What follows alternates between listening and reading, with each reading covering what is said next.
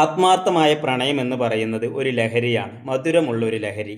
പ്രണയിക്കുന്നവനെ തൻ്റെ പ്രണയിനി വിളിച്ചു കഴിഞ്ഞാൽ അവൻ മറ്റെല്ലാ തിരക്കുകളും മാറ്റിവെച്ച് തൻ്റെ പ്രണയിനിക്ക് ഉത്തരം നൽകും.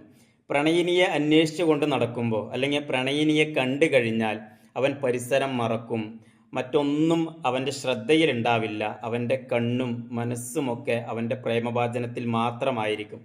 നമ്മളൊന്ന് ആലോചിച്ച് നോക്കിയേ, നമ്മളും പലപ്പോഴും പറയാറുണ്ട്, നമുക്ക് നമ്മുടെ റബ്ബിനെ ഇഷ്ടമാണ്, എൻ്റെ റബ്ബിനെ ഞാൻ സ്നേഹിക്കുന്നുണ്ട്, എൻ്റെ റബ്ബിനെ ഞാൻ ആത്മാർത്ഥമായി പ്രണയിക്കുന്നുണ്ട് എന്നൊക്കെ.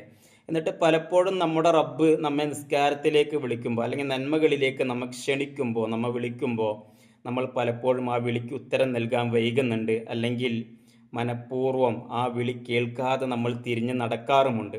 ഇനി വിളിക്ക് ഉത്തരം നൽകി നമ്മൾ നിസ്കാരത്തിലേക്ക് എത്തിയാൽ തന്നെ പലപ്പോഴും നമ്മുടെ ശ്രദ്ധ മുഴുവൻ മറ്റു പലയിടത്തുമായിരിക്കും.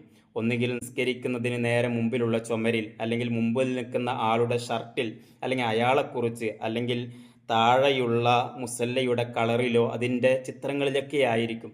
എത്രമാത്രം ആത്മാർത്ഥമാണ് നമ്മുടെ പ്രണയമല്ലേ.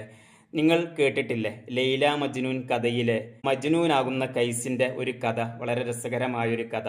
കൈസൊരിക്കെ ലൈലയെ അന്വേഷിച്ചു കൊണ്ടിങ്ങനെ നടക്കുകയായിരുന്നു. മനസ്സിൽ മുഴുവൻ ലൈല മാത്രമായിരുന്നു. കൈസ് അറിയാതെ നിസ്കരിക്കുന്ന ഒരു കൂട്ടം ജനങ്ങൾക്ക് മുമ്പിലൂടെ, അതല്ലെങ്കിൽ ഒരാൾ എന്നും ചരിത്രത്തിൽ കാണാം, നിസ്കരിക്കുന്ന ആളുടെ മുമ്പിലൂടെ നടന്നു. കൈസ് ഇവരെ കണ്ടില്ല.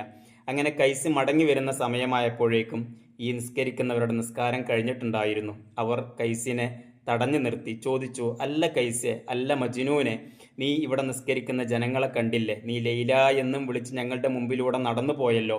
ഈ നിസ്കരിക്കുന്നവരെ നീ ബഹുമാനിച്ചില്ലല്ലോ. നീ വലിയ തെറ്റല്ല ചെയ്തത് എന്ന്. കൈസിന് തൻ്റെ തെറ്റ് മനസ്സിലായി.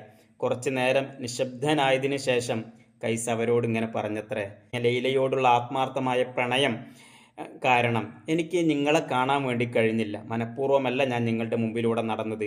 എൻ്റെ മനസ്സിൽ, എൻ്റെ കണ്ണിൽ ലൈല മാത്രമേ ഉണ്ടായിരുന്നുള്ളൂ. എന്നാൽ ഞാൻ ലൈലയെ സ്നേഹിക്കുന്നതിനേക്കാൾ കൂടുതൽ സ്നേഹിക്കേണ്ടുന്ന പടച്ച റബ്ബിൻ്റെ മുമ്പിലാണല്ലോ നിങ്ങൾ നിൽക്കുന്നത്. ആ നിങ്ങൾ എങ്ങനെയാണ് എന്നെ കണ്ടത്? നിങ്ങൾ എന്നെ കാണാൻ പാടില്ലായിരുന്നല്ലോ. നിങ്ങളുടെ ശ്രദ്ധ നിസ്കാരത്തിൽ മാത്രമായിരിക്കണമല്ലോ. നിങ്ങളുടെ ശ്രദ്ധ പടച്ച റബ്ബിൽ മാത്രമായിരിക്കണമല്ലോ എന്ന്. എത്ര ശരിയാണല്ലേ കൈസ് പറഞ്ഞത്. ശരിക്ക് യഥാർത്ഥ പ്രണയവും അങ്ങനെ തന്നെയല്ലേ?